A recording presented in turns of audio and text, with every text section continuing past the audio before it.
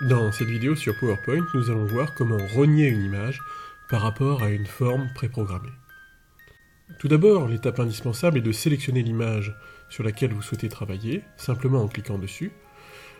Une fois cette sélection faite, vous pouvez observer les petites bulles de sélection qui vous indiquent effectivement que vous êtes enclenché sur l'image.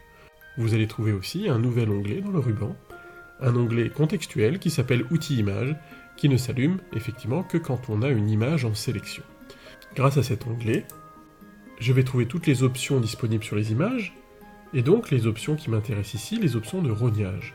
En cliquant sur la petite flèche en dessous de mon bouton rogner, je vais voir que je peux rogner par rapport à des formes qui sont préprogrammées.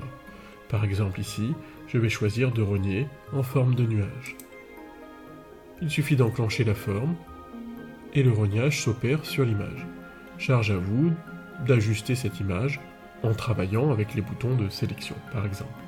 Je peux changer de forme si celle-ci ne me convient pas, en choisissant une autre, par exemple une flèche, et ainsi de suite. Je peux choisir une troisième forme qui serait par exemple celle-ci. Nous voyons effectivement que le rognage s'opère à chaque fois. Alors, peut-être une question qui se pose, si finalement ces rognages ne vous plaisent pas, comment revenir effectivement à l'état d'origine de l'image? Eh bien, vous allez revenir, alors effectivement, soit par le bouton annuler si vous venez de le faire, soit si le fichier a été enregistré et que vous avez fait votre rognage depuis quelques temps, voire quelques jours, eh bien vous pouvez demander le rognage par rapport à la forme en revenant sur une forme de rectangle qui est la forme de base de l'image. Et là, vous allez retrouver votre image telle qu'elle était à l'origine. Voilà, maintenant qu'on a détaillé cette opération, vous pouvez voir qu'elle est relativement simple. Je vous remercie d'avoir visionné cette vidéo.